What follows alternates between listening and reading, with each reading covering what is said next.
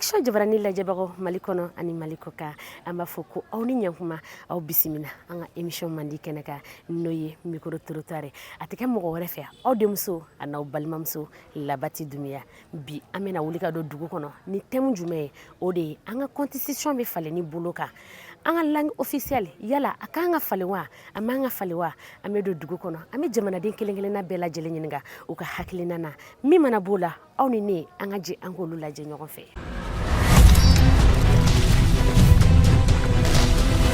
Ibe yɔrɔ min na an ye den an ka jamana in kɔnɔ anw ye ka taabolo minnu ye taabolo minnu ma diya anw ye o de bɛ ka kun bɛ ka kɛ jamana kɔnɔ nka an bɛ yɔrɔ min na sa falen kɛra jamana kɔnɔ ɲɛmɔgɔw la bon olu kɔni ka taabolo ka d'anw ye ka da kan mun na an ka jamana u bɛ k'an ka jamanadenw fa kelen u y'an ka balo jeni fila u y'an ka nafolo ta ka taa n'a ye ka dugu bila na u bɛ k'an ka jamana ci bon anw dun an tɛ jamana ci fɛ anw tɛ fagali fɛ an tɛ kɔngɔ fɛ maa min kɛra sababu ye ka kɔngɔ don an kan an t'olu fɛ o diyara mɔgɔw ye an t'o fɛ wa maa min ko a b'u dɛmɛ k'a fɔ b'an ka jamana ta ka di jamana jugu ma jamana ciba ma an t'o fɛ fɛn min b'an fɛ faransɛ mun filɛ an ka faransɛ bila pewu ka da faransɛ baara jugu min kɛ Mali la a tɛ se ka ɲɛfɔ ka da kan depuis temps de colon faransɛ américains y'a ka mɔgɔw mara faransɛw ka mɔgɔw cɛ ka taa fili gun kan a bɛ kelen-kelen sara waraw dɔ dun sogow dɔ dun minnu ye kɔngɔ ye dɔ faga bon est ce que ne bɛ jidi fɛ i bɛ se k'o kɛ ka maa ta ka taa i ka baara kɛ a tilanna baara la i kan ka sara min d'a ma ma d'a ma kelen i kan ka lase ka bɔ yɔrɔ ma kɛ ka taa fili ka martyriser ka ban o yɛrɛ kɔrɔ ye a ka tila ka na an mara bon fɔlɔ marakokɛlaw yɛrɛ olu kɔni ye marali kɛ nka sisan ta ninnu bɛ marako juguya min na n bɛ don jamana kan ni tiɲɛni ye adamaden si tɛ yen minnu bɛ ka kɛ anw na olu yɛrɛ bɔra jɔnya de kɔnɔ n'a sɔrɔ jɔnya tɛ ban maa kan na olu bɔra jɔnya min kɔnɔ u tun bɛ segin u ka jɔnya na olu tun t'u bila o pour que mun na fɛn feere kɛra olu kan olu bila ka bɔ u ka jɔnya kɔnɔ mun na anw yɛrɛ tɛ se ka bɔ an ka jɔnya kɔnɔ bon fɛn kɔni b'anw fɛ anw b'an ka ɲɛmaaw fɛ bi an b'o fɛ sini hali n'u y'o si k'a la an b'u fɛ hali n'u y'o si kɛ a la fanga na an b'u fɛ ka da kan u bɛ se ka taabolo min kɛ fo n'o taabolo wɛrɛ ta min tɛ jamana dilanli nka n'u bɛ jamana kɔni dilan ka ban san kelen kɔnɔ baara min kɛra ale san 30 kɔnɔ baara min kɛra an bɛɛ ɲɛ b'a la a tɛ dogo la a tɛ so kɔnɔ a tɛ diɲɛ kɔnɔ a bɛɛ kɛnɛma bɛɛ ɲɛ b'a la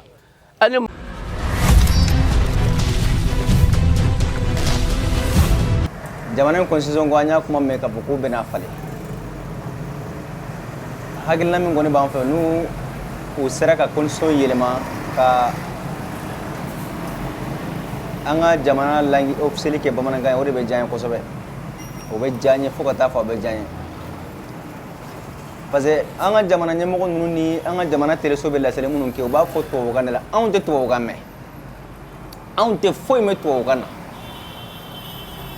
voilà hali minnu yɛrɛ bɛ taa jɔ teleso ninnu ɲɛfɛ ani ka taga jɔ fɛnw na ka taa tubabukan fɔ u bɛ taa ɲini yɔrɔ wɛrɛw de la ka na fɔ a tɛ komi i n'a fɔ a b'u kunkolo kɔnɔ tiɲɛ yɛrɛ la u ka kuma u k'an ka langue officielle kɛ bamanankan o bɛ diya n ye kosɛbɛ u bɛ diya n ye fo ka taa fɔ a bɛ diya n ye an kɔni ma bɛrɛ ɲini jamana ɲɛmɔgɔ ninnu fɛ an ma dɔ wɛrɛ ɲini u fɛ yɛrɛ u ka langue officielle yɛlɛma dɔrɔn ka kɛ tubabukan ye o dɔrɔn de ɲini u fɛ bamanankan ye an y'a ɲini u fɛ dɔrɔn ka langue n ko n'i y'a mɛn constitution jamanadenw de don maliyɛnw yɛrɛ de ye jamana constitution ye constitution n'i y'a mɛn constitution jamanadenw yɛrɛ de don u k'a lajɛ dɔrɔn u ka jamana in langue officielle kɛ bamanankan ye a banna an b'o dɔrɔn de ɲini u fɛ tiɲɛ na u ye dɔ kɛ mais min b'a to achevé o ye ka langue officielle kɛ bamanankan ye o de bɛ diya n ye min bɛ ne fɛ k'o de ye nin ye ala k'an bɛ sɔn. constitution faleli la kan faleli a kan ka kɛ bamanankan ye parce que bamanankan de maa caman b'o de mɛn ni mun fɛn fɛn mana fɔ bamanankan na sa a tɛ se a ka taa walanga tuguni k'a fɔ a bɛ ta bilen ni dun y'a kɛ ni faransɛ ye f'a ka tila ka yɛlɛma bamanankan de la o bɛ n'a kɛra ni bamanankan ye sa bɛɛ bɛ faamuya sɔrɔ la bɛɛ bɛ ka tata sɔrɔ la parce que Mali fanba bɛɛ bɛ bamanankan fɔ n'i ye sous-région jateminɛ région dama bɛ yen n'i y'a jateminɛ sa région bɛɛ bɛ bamanankan fɔ o bɛ bon ni mɔgɔ min ye bamanankan mɛn sa o bamanankan mɛnbaga de ka ca jagoya f'a ka na bamanankan na o de ka ɲi i y'a faamu o la bɛɛ ka hakilina bɛ dɔn o de la quoi bon hakilina dɔ bɛ n'a fɔra français la sisan i bɛ taa sɔrɔ dɔw t'a faamuya quoi f'a ka tila ka na traduire i ye bamanankan na o ye ko wɛrɛ de o ou bien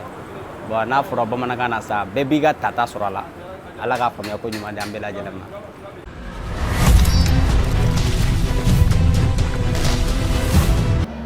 Bon, ne bɛ se ka mun fɔ o la bon an ka daminɛ depuis lawale parce que n'i y'a ye an bɛ nin sama ɲɔgɔn sama na a tɔgɔ kan yɛlɛ fayɛli la a daminɛna depuis fɔlɔ parce que n'a sɔrɔ waati min n'an kun y'an ka indépendance ta n'a sɔrɔ ni sɛbɛnni kun b'an bolo a kun tɛ se nin ma quoi parce que waati la sɛbɛnni kun t'an bolo o de y'a to Modibo Keyita olu ye français de kalan u y'a to français la fo kana se bi ma. Bon, comme sisan a fɔra ko sɛbɛnni dɔ b'an bolo o sɛbɛnni an bɛna ɲɔgɔn faamuya mun na sɛbɛnni balikukalan don wa ngo don wa parce que kuma fila don o de b'an bolo o de bɛ mɔgɔw bolo an ka ngo ta an ka balikukalan ta tiɲɛ dɔ c'est à dire jamana kɔni fɛn fɛn développé la an b'a ye olu ka kan de b'u bolo u mago tɛ mɔgɔ wɛrɛ ka kan na bon n'a sɔrɔ ni kan wulila depuis Modibo Keyita ka waati la kana fɔ sisan an tɛna ɲɔgɔn sama an ka français bila an kana français ta mais sisan mɔgɔw y'a ye sɛbɛnni dɔ b'an bolo an bɛ se ka français bila bon a ka di jamanadenw kɔni fanba ye an ka français malgré que sisan kɔni ɲɔgɔn sama b'an ni ɲɔgɔn cɛ parce que ni an ko an ka yɛrɛma hɔrɔnya a ka di an ka fɛn bɛɛ la an ka français ka fɛn u ka kan u ka sɛbɛnni u ka fɛn an ka bɛɛ tɔ ye parce que ka sababu kɛ jamana fanba o ma kala français la jamana fanba ye c'est à dire kunfin dɔ quoi malgré mot la c'est à dire parce que caman ma français kala bon an ka ko bɛɛ kɔni bɛ français la a bɛ fɔ français la n'i y'a sigi français la i b'a ye a tɔgɔ 100% na i b'a sɔrɔ c'est à dire 10% de b'a mɛn k'a faamuya k'a dɔn mun b'a la sinon a 95% ou bien 90% a si t'a faamuya o b'a mɛn dɔrɔn a bɛ fɔ ten bon ne kɔni ka laɲini pour que ka kuma surunya jamanadenw kɔni ka fanba ye mun fɔ ne kɔni ka laɲini ye an ka falen an ka bamanankan kɛ an ka langue officielle mais est ce que n'an y'o kɛ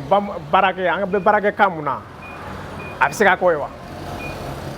baarakɛ kan i n'a fɔ an ka ko bɛɛ ka se ka changé k'a fɔ k'u bɛna yɛlɛma ka na bamanankan na est ce que o bɛ se ka kɛ wa n'o bɛ se ka kɛ ni solution bɛ yen ka se ka an ka ko bɛɛ an ka a tɔgɔ sariyasun n'a bɛ se ka na bamanankan na ou bien n'a bɛ se ka na kan wɛrɛ la parce que ɲɔgɔn sama bɛ kanko yɛrɛ fana na i n'a fɔ dɔw b'a fɔ ko n'a ko ko est ce que an bɛ se ka ɲɔgɔn faamu kɛ bamanankan ye dɔw b'a fɛ a ka kɛ langue wɛrɛ ye parce que langue ka ca Mali kɔnɔ mais en tout cas majorité kɔni bɛ bamanankan de mɛn n'a sera ka kana o la o bɛ fisaya a la ne ka laɲini kɔni na a bɛ fisaya a la voilà o de bɛ bi sallallahu alaihi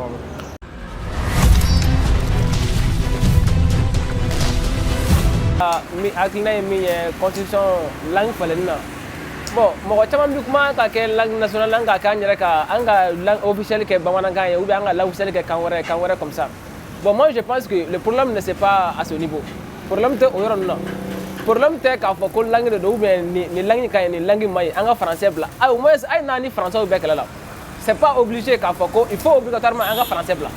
parce que c'est pas facile c'est pas une question k'a fɔ ko i bɛ bamanankan bila ka taa i sigi k'a fɔ i bɛ taa français ta i bamanankan bila bi c'est très difficile parce que ça coûte très cher tu vois ça coûte très cher maintenant imagine an mana bamanankan bila sisan an bɛ taa langue jumɛn na plutôt an mana français bila an bɛ taa langue jumɛn na il faut que au moins an ka anglais ta an ka langue wɛrɛ ta min tɛ bamanankan ninnu si parce que même il y a des livres de bɛ yen nɔ hali an ka école ni an ka fɛngɛw la livres de bɛ yen nɔ c'est très difficile k'a fɔ k'i b'u traduire fɛngɛ la bamanankan na tu vois donc bamanankan filɛ nin ye a ka di bɛɛ ka ta mais a ka gɛlɛn pour que ka se ka langue officielle falen ça prend du temps et puis ça coûte très cher aussi tu vois il faut former des enseignants pour que livre minnu bɛ yen nɔ physique chimie mathématiques philosophie et les consorts là il faut former des enseignants pour que enseignants minnu bɛ se k'o livre ninnu traduire en bamanan donc pour que ka se k'olu former tuguni ça prend du temps tu vois. ne kɔni hakilina ye min ye kanko ko tɛ o maliyɛn den yɛrɛ ka falen fɔlɔ kan tɛ problème ye maliyɛn yɛrɛ ka changer fɔlɔ de kanko de problème ye adamaden de bɛ kan fɔ ouais n'aw falenna dɔrɔn baara banna n'o tɛ kanko ne bolo olu le problème ba ye quoi maliyɛn den yɛrɛ ka kɛ